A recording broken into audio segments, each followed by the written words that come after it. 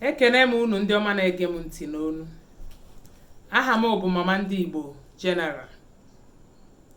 Ụbọchị tata bụ ụbọchị nkọwa banyere ihe onyonyo nke ndị oyibo kpọrọ Introduction of my channel. Ọ masịrị m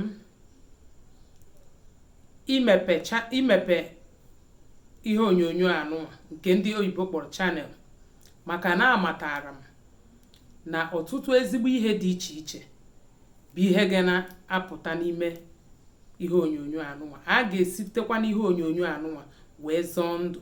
A ga-esitekwa n'ihe onyonyo anụnwa wee gbasaa, kụzikwa ihe banyere arụ ike nke bụ ọdịmma ndị mmadụ. A ga-esitekwa n'ihe onyonyo anụnwa wee mee ka ụmụ ntorobịa na ụmụnwaka anyị ka ha mụta ka esi akpa ezigbo agwa nke ga-enyere ha ndụ ha aka dịka ha na-etopụta. A ga-esikwa n'ihe onyonyo anụnwa wee mee ka ndị di na nwunye wee mara ka esi alụmdi na nwunye, wee nwekwa ka ha mara ka esi ewebata udo na alụmdi na nwunye. Ihe ndị ga na-ahụ n'ihe onyonyo anụnwa bụ ụdị ihe dịka ịkwado asụsụ ala Igbo, akụkọ banyere ala Igbo, ihe niile ma ihe ejije ma ihe niile a na-eme n'ala Igbo. A ga-egosikwa ka erimeri ndị Igbo dị, ụdị erimeri ndị Igbo na-eri, ka esi akwado esipụta ma ọ bụ esipụta erimeri ndị Igbo.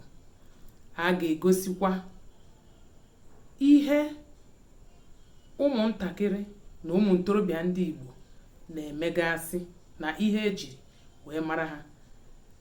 Iji wee bee ya nkenke, a ga-egosikwa ihe eji wee mara ala Igbo, ọtụtụ ihe dị iche iche nke a na-emepụta n'ala Igbo.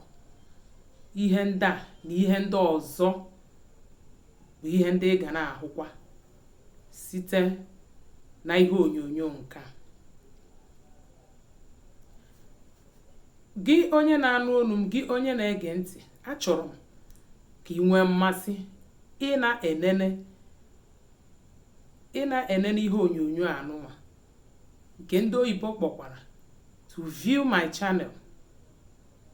Nwee mmasị ị na-enene ya, maka na ana m ekwe gị nkwa na ọtụtụ ihe dị iche iche bụ ihe nrite na ihe mmụta ga-adị n'ime ihe onyonyo anụnwa, ga-esikwa n'ime ihe onyonyo anụnwa na-apụta. A ga na-ewetara gị ya ọtụtụ ugboro, a ga na-ewetara gị ya mgbe ọbụla. Ọ ga-enye aka wee kwado ahụike gị, ọ ga-enye aka wee wepụ ọbara mgbali elu, ọ ga-enye aka wee na-ewepụ nchekasị, wee na-eme ka ị mara ọtụtụ ihe ndị na-ema ha, nke ị ga-eji wee nyere onwe gị aka, ka ị ga-eji wee nyere ndụ gị aka. Site na nke a, ana m ayọ gị ka ị kwado ihe onyonyo nke a. Ọ bụrụ na ị na-enene ihe onyonyo nke a, ị na-erite elele n'inene ihe onyonyo anụnwa, ekwekwana ka ọ bụrụ sọ gị.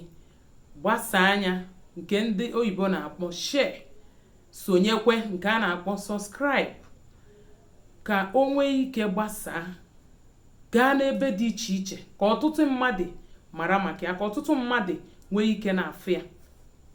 Ọ bụ onye fụ ihe dị mma ọ karịa ibe ya. Mee ka ndị ọzọ fụ ya. O nwere otu ị nọ n'ime ya dịka a na-akpọ group, gbasaa ozi a, mee ka ihe onyonyo anụnwa ka onye ọbụla mara maka ya. Mgbe ọbụla ị na-enere ihe onyonyo anyị, nwee mmasị ibinye aka, nwee mmasị ịjụ ajụjụ nke a kpọrọ comment.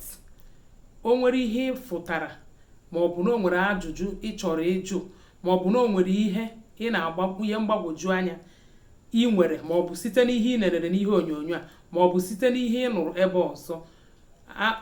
Atụ n'ụjọ ikwupụta ya site na ịkọment, ideta edemede, jụọ ajụjụ gị. O nwere mkpanye ụka, o nwere aro nke ị ga-atụta, depụta ya.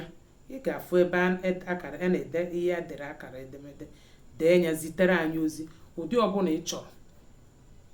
Anyị ga-azaghachi gị ozi gị. Aga m azaghachi gị ozi gị n'ụdị ga-adị obi gị mma. Ekene m unu ndị ọma na-anụ unu, ndị ọma nwere mmasị ị na-elele ihe onyonyo anụnwa. Jisi ike kwado ihe onyonyo anụnwa na ọ ga-adị emesịa.